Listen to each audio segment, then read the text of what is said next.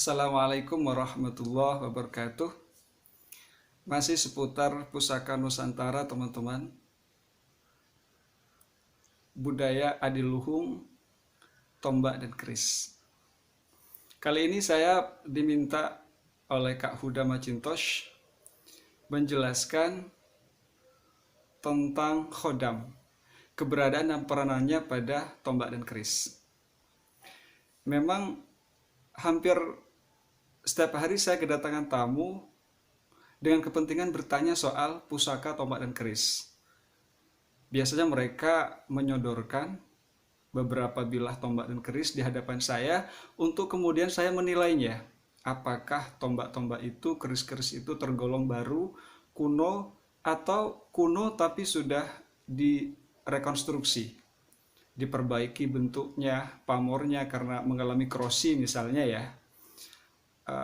Pun mereka bertanya khasiat yang terkandung pada pusaka tombak dan keris itu dari tampilan pamornya, apakah khasiatnya termasuk khasiat betah melarat atau khasiat betah kaya.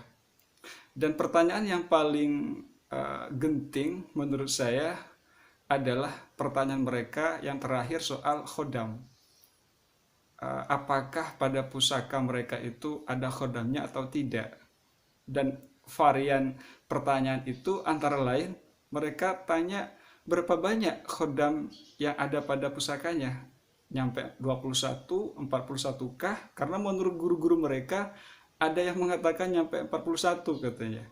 Itu pertanyaan yang memerlukan jawaban pasti ya dari seorang saya yang pengetahuannya masih sangat terbatas. Tapi bolehlah penjelasan-penjelasan saya disandingkan dengan penjelasan para tester atau penilai pusaka manapun.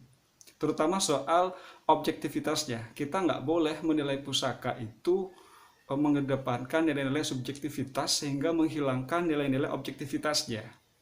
Oke, soal khodam.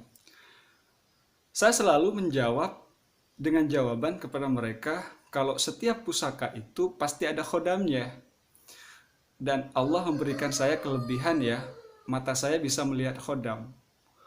Khodam itu teman-teman berwarna merah dan biru. Berwarna merah yaitu pecahan uang Rp100.000 dan berwarna biru pecahan uang Rp60.000. Jadi kerisnya dijual dapat uang. Nggak bercanda ya. Oke, kita serius. Khodam itu teman-teman dari kalangan jin. Mesti dari kalangan jin. Tidak ada khodam itu dari kalangan malaikat. Karena logikanya khodam itu dapat dititah oleh pemilik, pengguna, atau tuan keris. Masa kita bisa mentitah para malaikat? Tidak kan? Jadi hati-hati kita dalam memahami, menggemari, dan merawat pusaka, tombak, dan keris. Salah-salah taruhannya bisa musyrik. Naudzubillah. Boleh-boleh saja kita meyakini keberadaan khodam pada tombak dan keris. Bahkan ya pada tombak dan keris yang baru digarap sekalipun, khodamnya bisa jadi sudah ada. Itu tergantung perlakuan kita. Nah, kita memperlakukan keris sebagai warisan adiluhung, warisan leluhur kita, sebagai peradaban kebendaan yang hanya ada di Indonesia, satu-satunya di dunia ada di Indonesia. Dengan kita merawat, kita melestarikan, mempelajari tangguhnya eranya mana, dapurnya apa, pembesian pamornya juga bagaimana, rumitnya penggarapan empu di masa lalu, yang katanya di Jerman itu pusaka punya kelebihan utama dari senjata bangsa lain di dunia, termasuk ketika dicoba untuk dileburkan itu baru terlebur dengan api hingga 15.000 derajat Celcius pun belum lebur gitu, baru lebur dengan 16.000 derajat Celcius. Sedangkan senjata bangsa lain di dunia tidak sampai segitu betahnya, dengan 3.000 derajat Celcius saja sudah lebur ya.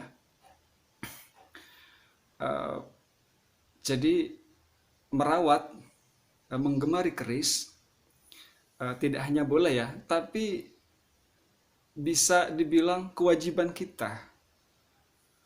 Namun kaitannya dengan khodam, yang tidak boleh itu ketika penggemar keris, pemilik atau pengguna keris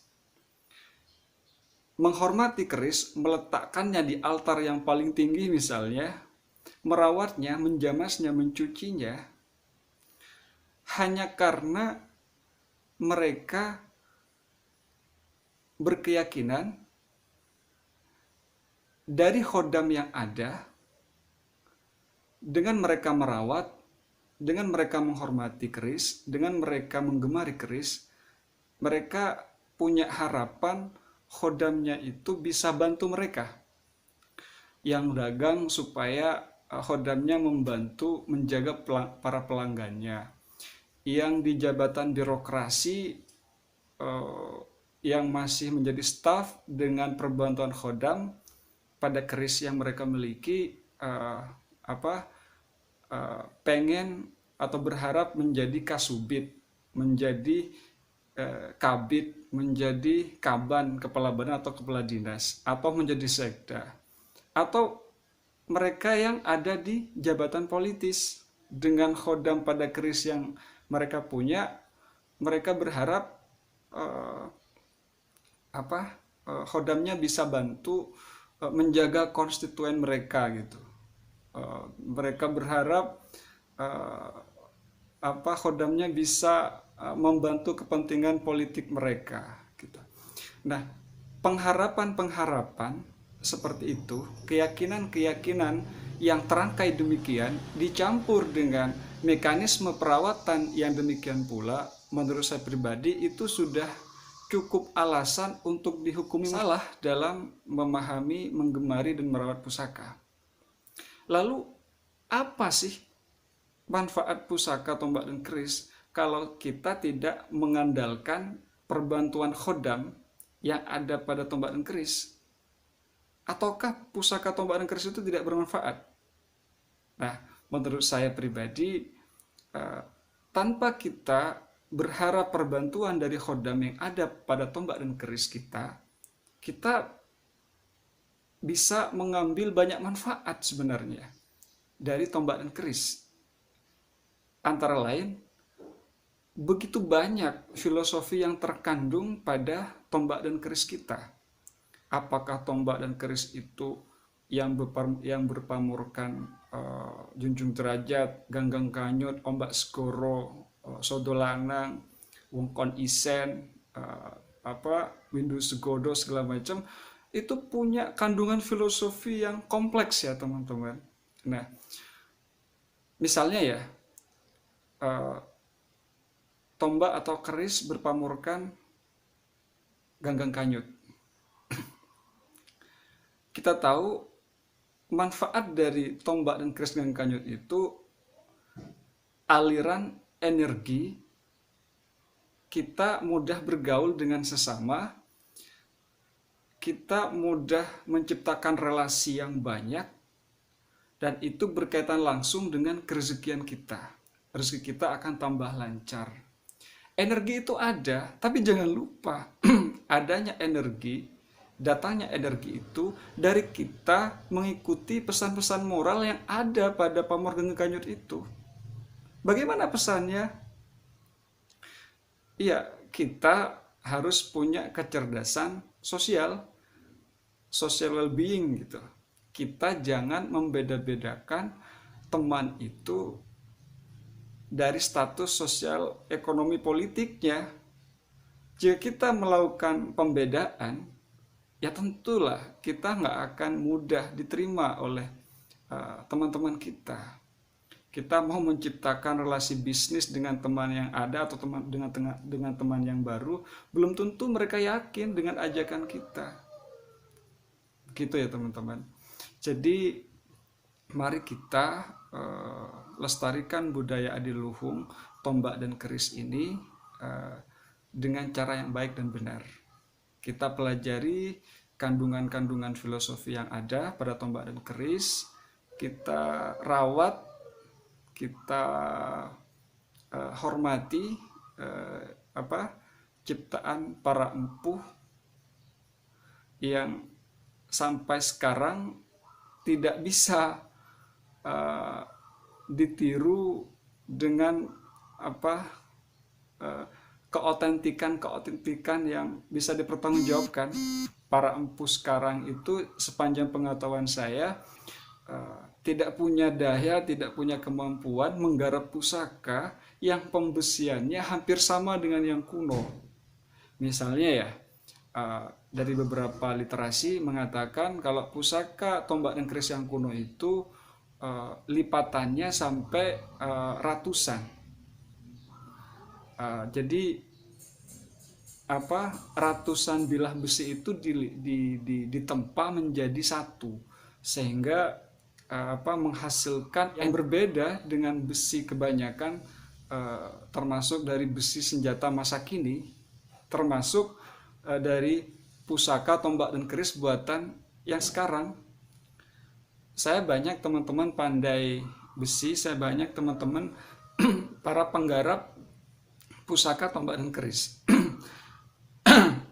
Mereka mengakui kalau mereka menempa keris dan tombak dengan beberapa bilah saja ditempa menjadi satu bilah, itu sudah luar biasa sulitnya gitu.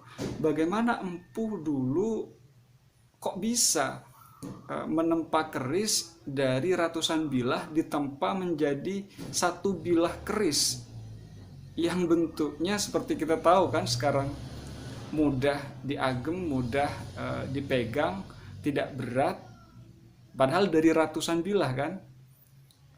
Simple. Ya, api apa yang digunakan empuh atau tenaga empuh itu sehingga dayanya tidak bisa ditiru oleh empu-empu yang sekarang dalam menggarap atau mencipta keris dan tombak. Ya, selanjutnya kita belajar bareng ya nantinya. Demikian, ini dulu dari saya. Mohon maaf jika ada kesalahan ya teman-teman. Mohon masukan dan sarannya. Terima kasih. Assalamualaikum warahmatullahi wabarakatuh.